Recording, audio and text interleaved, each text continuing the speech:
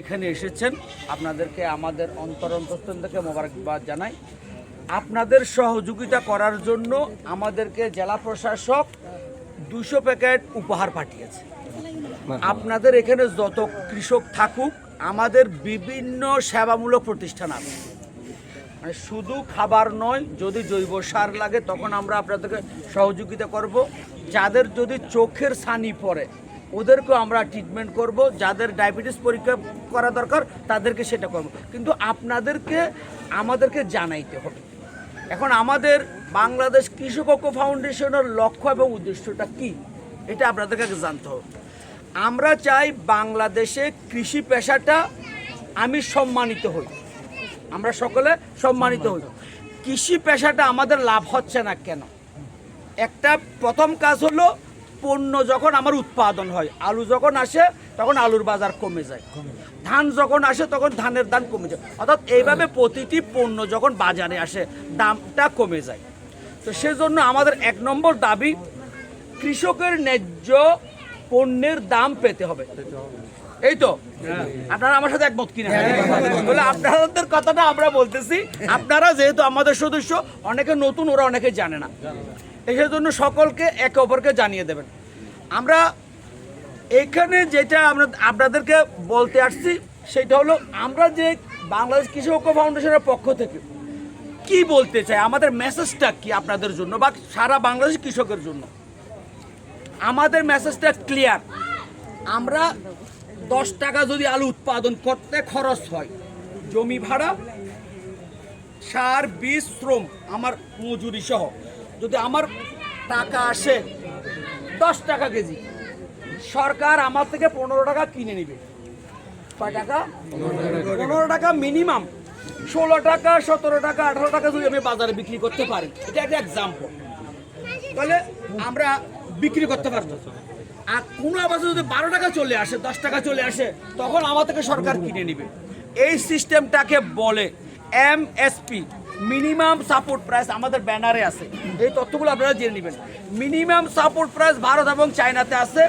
ওনারা এগুলি 1967 সাল থেকে কাজগুলি করে, মানে কোনো অবস্থাতেই বাজার পড়তে পারবে না, পড়লেও একটা স্ল্যাবে গিয়ে দাঁড়িয়ে যাবে।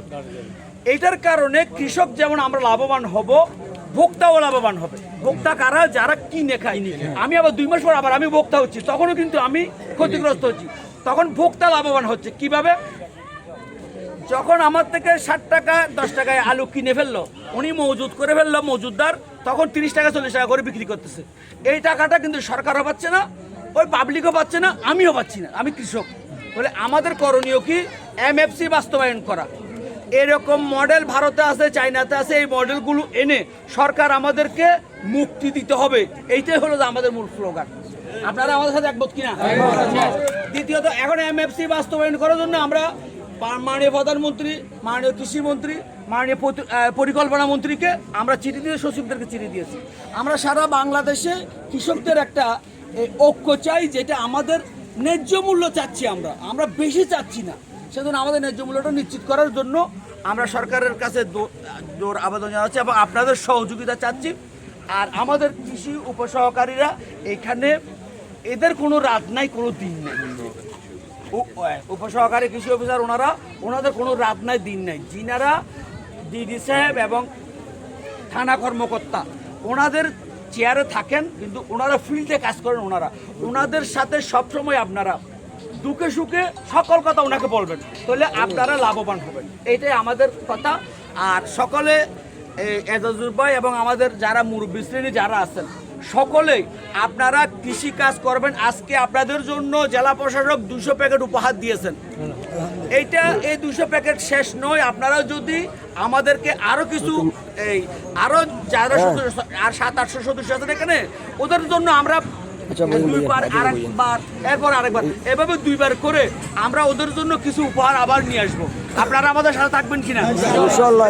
আপনারা হতাশ হওয়ার কিছুই নেই। আপনাদের যেটা সমস্যা, এক বয়া ঠিক করে দেওয়া, মানে সুইচ গেট ঠিক করে দেওয়া, এটা আমরা পেয়ে গেছি। খাল ঠিক করে দেওয়া, এটা আমরা পেয়ে গেছি। আপনাদের সার, বীজ এগুলি দেওয়ার জন্য কৃষি অফিস সবসময় প্রস্তুত আছে। আপনারা নিঃসন্দেহে এবং কোনো ভয় ছাড়া এখানে ফসল উৎপাদন করেন, ন্যায্য মূল্য পাবেন। আমি চাই আমার কৃষক 5 বছর যদি এমএফসি বাস্তবায়ন করে ব্যবসা করতে পারি, 1 ইঞ্চি জমিও খালি থাকবে না এবং আমাদের ঘরে বিল্ডিং উঠবে, আমরা আর ভাড়া করে থাকতে হবে না। ধন্যবাদ আপনাদেরকে। আসসালামু আলাইকুম।